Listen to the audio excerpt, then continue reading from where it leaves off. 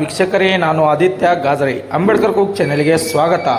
ನಾಳೆ ದಿನಾಂಕ 18-10-2025 ಬಸವ ಕಲ್ಯಾಣದಲ್ಲಿ ನಡೆಯಲಿದೆ ಬೃಹತ್ ಪ್ರತಿಭಟನೆ. ಗಾಂಧಿ ವೃತ್ತಿಯಿಂದ ಅಂಬೇಡ್ಕರ್ ವೃತ್ತಿಯವರೆಗೆ ಪ್ರತಿಭಟನೆ ಮಾಡಲಾಗುವುದು ಎಂದು ಯೂತ್ ಕಾಂಗ್ರೆಸ್ ಮುಖಂಡರು ಹಾಗೂ ದಲಿತ ಪರ ಸಂಘಟನೆಗಳು ಹೇಳಿದರು. ಕಾರಣವೇನೆಂದರೆ ಪ್ರಿಯಾಂಕ್ ಖರ್ಗೆ ಅವರ ಮೇಲೆ ಆಗಿರುವ ಅನ್ಯಾಯ ಕುರಿತು ಹಾಗೂ RSS ಮನುವಾದಿಗಳು ಅವರ ಬಗ್ಗೆ ಬಹಳ ಕೀಳವಾಗಿ ಮಾತಾಡುವ ಕುರಿತು ನಾಳೆ ಬಸವ ಕಲ್ಯಾಣದಲ್ಲಿ ಪ್ರತಿಭಟನೆ ಮಾಡಲಾಗುವುದು. ವೇಳೆ ಸುರೇಶ್ ಮೋರೆ, ಕಾಂಗ್ರೆಸ್ ಮುಖಂಡರು ಹಾಗೂ ವಾಯ್ಸ್ ಆಫ್ ಅಂಬೇಡ್ಕರ್ ರಾಜ್ಯಾಧ್ಯಕ್ಷರು ಕರ್ನಾಟಕ ಹಾಗೂ ಗ್ರಾಮೀಣ ಮಹಿಳಾ ಅಧ್ಯಕ್ಷರಾದ ಸವಿತಾ ಕಾಂಬ್ಳೆ, ಯೂತ್ ಕಾಂಗ್ರೆಸ್ ಮುಖಂಡರಾದ ಮನೋಜ್ ಖೇಲೆ, ಕವಿರಾಜ್ ದೇವ್ಕರ್ ಹಾಗೂ ಇನ್ನಿತರರು ಈ ಕಾರ್ಯಕ್ರಮದಲ್ಲಿ ಹಾಜರಾಗಿದ್ದರು.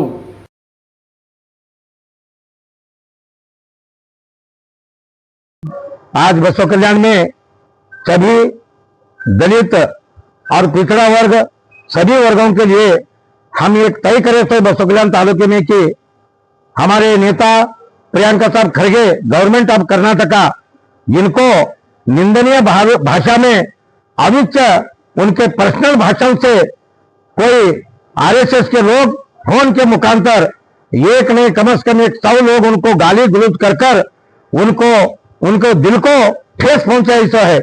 आज कर्नाटक राज्य में गवर्नमेंट में कैबिनेट मिनिस्टर रहते हुए भी आज ये मनुवादी लोगों ने हमारे खड़गे साहब को बहुत सारा दुख उनको पहुंचा ऐसा है।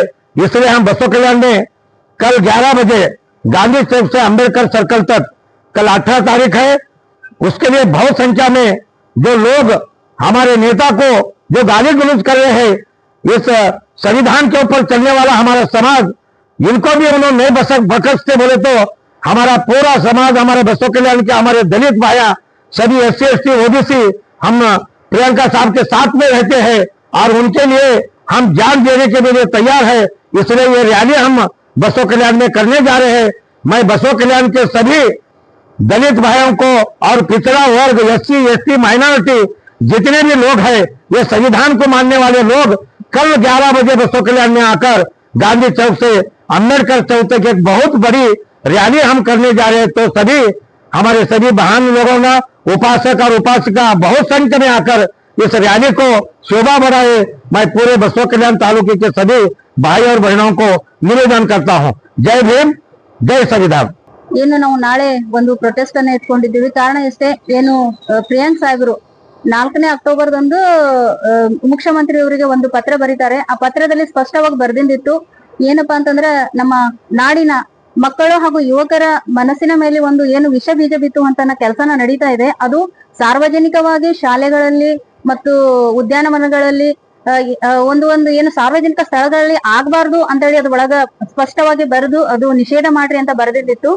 ಆ ಒಂದು ಬರೆದಿಂದಕ್ಕಾಗಿ ಏನು ಪ್ರಿಯಾಂಕ್ ಸಾಹೇಬರಿಗೆ ಆ ಒಂದು ಏನು ಕ್ರೂರ ಮನಸ್ಥಿತಿಗಳದಾವ, ಏನು RSS ಕಾರ್ಯಕರ್ತರದಾರ, ಅದು ಕಂಟಿನ್ಯೂ ಆಗಿ ಅವರಿಗೆ ಒಂದು ಅವಶ್ಯ ಶಬ್ದಗಳಿಂದ ಬೈಯೋದಾಗ್ಲಿ ಅಥವಾ ಅವರ ಫ್ಯಾಮಿಲಿಗೆ ಹಿಂಸೆ, ಅವ್ರ ಫ್ಯಾಮಿಲಿಗೆ ಬೈಯೋದಾಗ್ಲಿ ಮತ್ತೆ ಅವರಿಗೆ ಜೀವ ಬೆದರಿಕೆ ಆಗೋದು, ಇದು ಕಂಟಿನ್ಯೂ ಚಾಲೂನೇ ಅದ.